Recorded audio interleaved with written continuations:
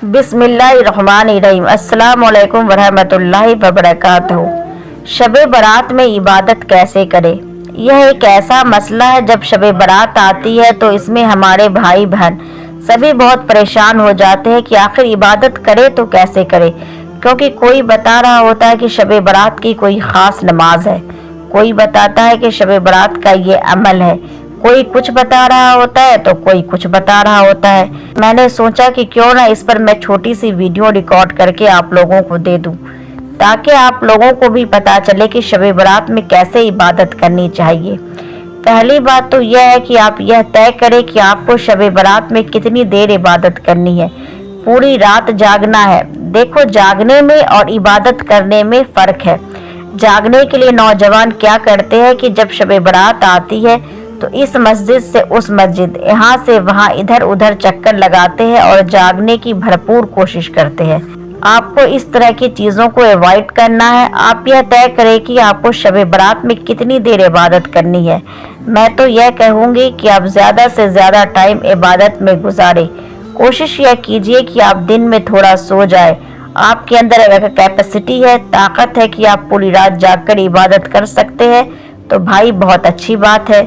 जाहिर सी बात है, जो जितनी इबादत में कोशिश और मेहनत करेगा, अल्लाह के लिए कुर्बानी देगा, वो इतना ही सवाब का मुस्तहक होगा।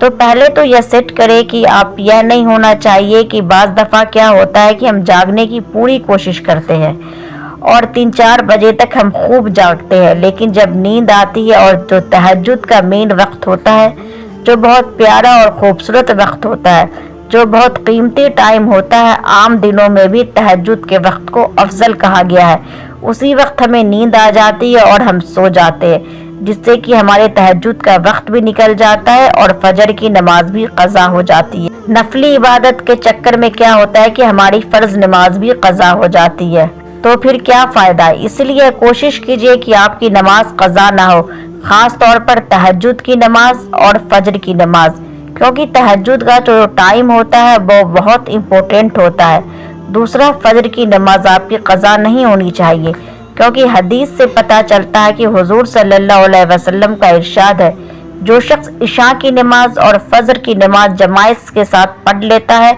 तो उसको पूरी रात जागने का सवाब, यानी कि पूरी रात इबादत का सवाब मिलता है। तो पहला काम यह है कि आप टाइम सेट कीजिए कि आपकी रात में कितनी देर इबादत कर सकते हैं। अगर आपको लग रहा है कि मुझे 3-4 घंटे सोने हैं और नींद पूरी करनी है, तो आप शुरू में सो जाए और 11 बजे सो जाए, लेकिन तहज्जुद का टाइम बिल्कुल भी मिस ना करें।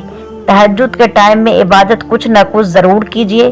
तो पहला काम तो ये है। दूसरा काम यह है कि निफ़ नमाज़ें पढ़े। एक नमाज भी बताई जाती है कि शब बारात में यह नमाज पढ़े, तो ऐसी कोई ख़ास नमाज शब बारात की नहीं है। बाकी आप निफ़ नमाज पढ़ सकते हैं, सलातुत तौबा, सलातुत तस्बीह, क़ज़ाए उम्री और सलातुल हाजत की नमाज पढ़ सकते हैं। ये निफ़ल नमाज आपको 2-2 रकअत करके पढ़नी है। आप जितनी चाहे निफ़ल नमाज पढ़ सकते हैं। रात का कुछ हिस्सा आप निफ़ल नमाज में गुजारे, और अगर आपकी नमाज पहले से क़ज़ा नमाज है तो फिर आप निफ़ल नमाज मत पढ़िए, क्योंकि क़ज़ा नमाज को अदा करनी है। ठीक है, तो कुछ हिस्सा नमाज के लिए, कुछ हिस्सा कुरान मजीद के लिए, कुछ हिस्सा जिक्र और तिलावत के लिए निकालिए, और इसी तरह आपके अंदर जितनी कैपेसिटी है इबादत कीजिए। अल्लाह पाक से दुआ है कि वो आज के रात की बरकत से हर इंसान की गुनाहों की माफ़ी दे और हर इंसान को बीमारियों से शफा अता करे। जो लोग परेशान हाल हैं उनकी परेशानियों को दूर करे और सारे लोगों की उम्र लंबी बनाए। आमीन सुम्मे आमीन।